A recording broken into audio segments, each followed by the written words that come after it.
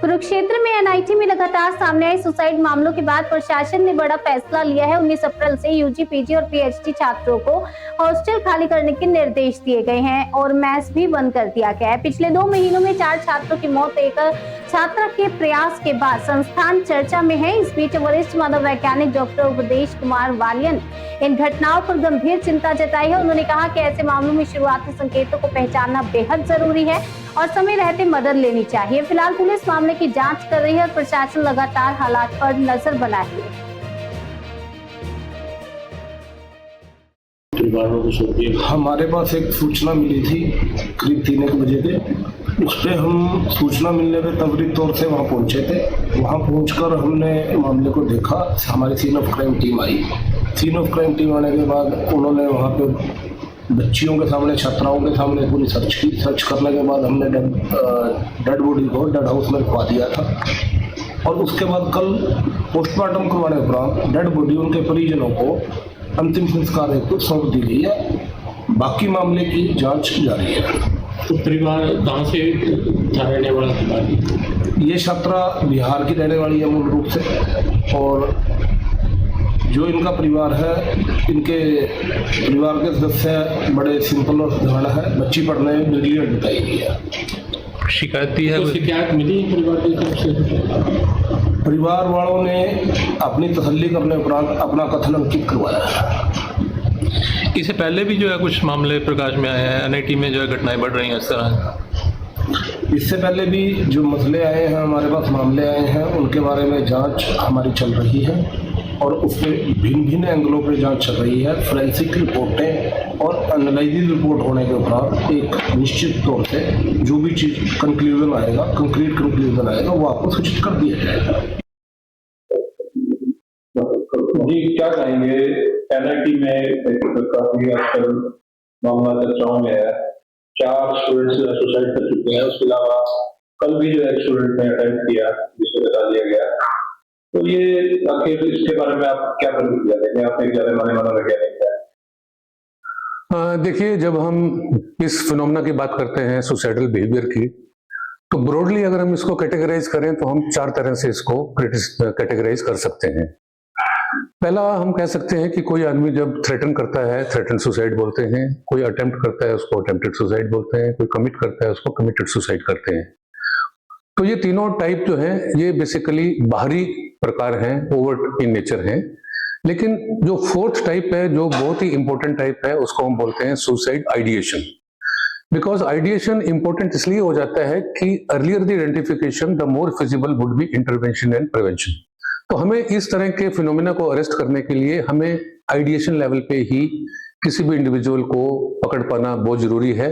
और ideation level पे अगर पकड़ पाएंगे तो हम जल्दी उसका इंटरवेंशन और प्रिवेंशन कर पाएंगे।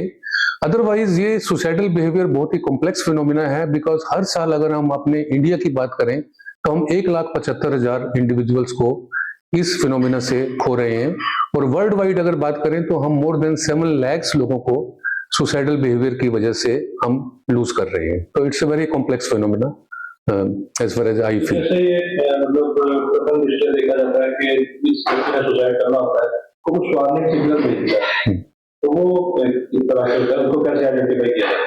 देखिए, वार्निंग सिग्नल पकड़ना बहुत जरूरी है। बिकॉज कोई भी व्यक्ति जब इस तरह के बिहेवियर में इंडल्ज होता है तो वो जरूर वार्निंग सिग्नल देता है। अब वार्निंग सिग्नल कई तरह के हो सकते हैं। जैसे कोई भी उसके साथी लोग हैं जो उसके साथ रह रहे हैं, अगर वो उसकी पर्सनैलिटी में चेंज पा रहे हैं, वो एक वार्निंग सिग्नल है।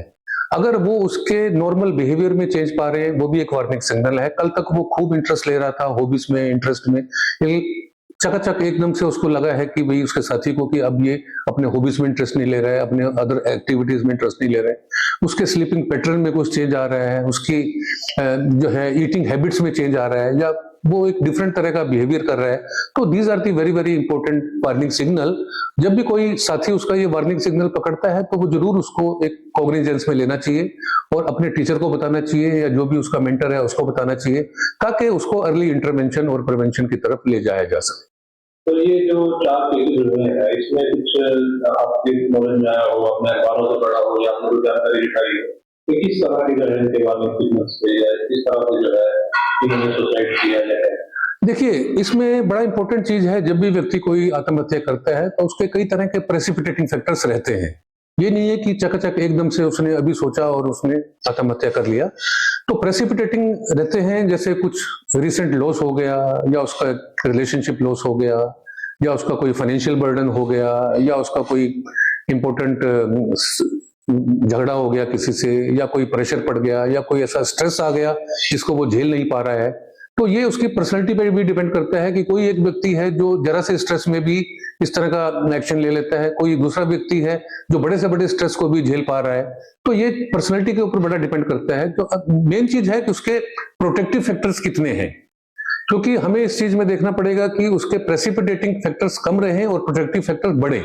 उसका सोशल सराउंडिंग्स कैसा है, उसका कम्युनिकेशन स्किल कैसा है, क्या वो अपने एग्नी को कम्युनिकेट कर पा रहा है नहीं अपने फ्रेंड से, अपने टीचर से। बिकॉज काफी इश्यूज तो रिजोल्व हो जाते हैं जब आप अपनी एग्नी को शेयर करते हैं अपने किसी फ्रेंड से। कोई ऐसा एक भी अगर क्लोज फ्रेंड आपका है, उससे आपने अपने दिल की बात कर लिया, तो आपके इश्यूज रिजोल्व हो जाते हैं, बजाय इसके कि वो अपने अंदर ही बात को रखे और किसी से शेयर नहीं करे। तो वो स्टेज एक हेल्पलेसनेस की स्टेज आ जाती है, होपलेसनेस की स्केल आ जाती है, उसकी प्रॉब्लम सॉल्विंग कैपेसिटी कम हो जाती है। इस तरह की चीजें आने से वो जरूर एक रिस्क टेकिंग बिहेवियर उसका हो जाता है और वो सेल्फ डिफीटिंग बिहेवियर जरूर कर पाता है। अपना एक्सपीरियंस लगा के कोई मैसेज देना चाहेंगे, कुछ अपील करना चाहेंगे स्टूडेंट से मैं यही अपील करूंगा कि वो एक इस तरह का अपना पर्सनालिटी को डेवलप करें जिसमें वो एज अर्ली एज पॉसिबल वो बाउंस बैक करे अपनी एडवर्स सिचुएशन से। इसके लिए मैं ये भी रिक्वेस्ट करूंगा इंस्टीट्यूशन से कि वो बच्चों में एक तरह का रेजिलियंस डेवलप करें। जब मैं बात करता हूं रेजिलियंस डेवलप करें, रेजिलियंस का मतलब ये है कि how fast one can bounce back from the adverse situation. You see, the person who is hardy personality, जिसको अपनी इमोशन पे कंट्रोल है, चैलेंज एक्सेप्ट करता है, कमिटमेंट है उसको अपने गोल के लिए, तो हार्डी पर्सनैलिटी इस तरह के बिहेवियर में इंडल्ज नहीं करता है। The person who is resilient personality, वो बहुत जल्दी से एडवर्स सिचुएशन से बाहर निकल पाता है। तो इस तरह के हमें रेजिलियंस मॉड्यूल्स इंस्टीट्यूशन में डेवलप करनी चाहिए, जिससे हम उनका ये इस तरह का बिहेवियर डेवलप करें, रेजिलियंस डेवलप करें। मॉड्यूल्स बना सकते हैं कई तरह के हम, जो हेल्प करते हैं एडवर्स सिचुएशन से निकलने के लिए और स्ट्रेसफुल सिचुएशन को हैंडल करने के लिए। ये बहुत ही कारगर सिद्ध होते हैं रेजिलियंस मॉड्यूल्स। वीडियो मेरे पास भेजिए, भेजता हूं।